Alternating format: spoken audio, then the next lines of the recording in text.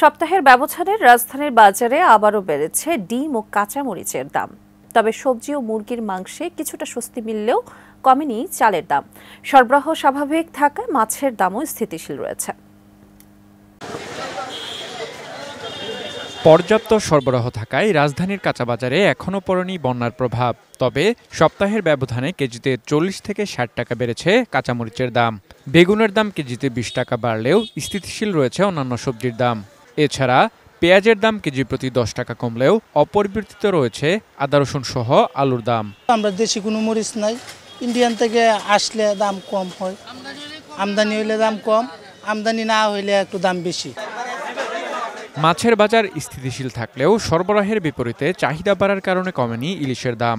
ছোট ইলিশ 1200 থেকে 1300 টাকা, মাঝারি 1500 থেকে 1600 টাকা আর বড় ইলিশ পাওয়া যাচ্ছে 2000 টাকায়। তবে বাজার ভেদে ইলিশের দামে ভিন্নতা রয়েছে।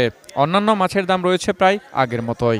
মিঠা পানির মাছটা তুলনামূলক কম, যার কারণে বাজারে চাহিদাটা বেশি, মানুষ কিনতেছে বেশি, এই কারণে দাম একটু বাড়তি। টাইলক্স, যার অ্যান্টিব্যাকটেরিয়াল এজেন্ট টয়লেটের কোনায় কোনায় পৌঁছে 99% জীবাণু ধ্বংস করে। টাইলক্স টয়লেট ক্লিনার, ক্লিন মানেই টাইলক্স।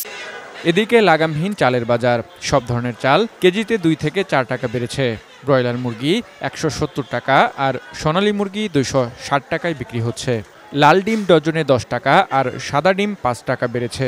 এছাড়া গরু ও খাসির মাংসের দাম অপরিবর্তিত রয়েছে। এদিকে নিত্যপণ্যের দাম কমানোর তাগিদ দিয়ে বরাবরের মতোই সিন্ডিকেট ভাঙার কথা বলছেন ভোক্তারা। বাজার ব্যবস্থাটা অস্থিতিশীল কেন, এটাই খুঁজে বের করতে হবে। তো সাধারণ দোকানদার এরা কি করবে, কিন্তু যেখানে মাল আসে, যেখান থেকে মালগুলা ডিসপাস হয় এবং বিক্রি হয়, সেই সিন্ডিকেট আপনাকে বন্ধ করতে হবে। যারা এই যে মধ্যস্বত্বভোগী, এই সিন্ডিকেট থেকে এখনো আমরা বের হয়ে আসতে পারি নাই।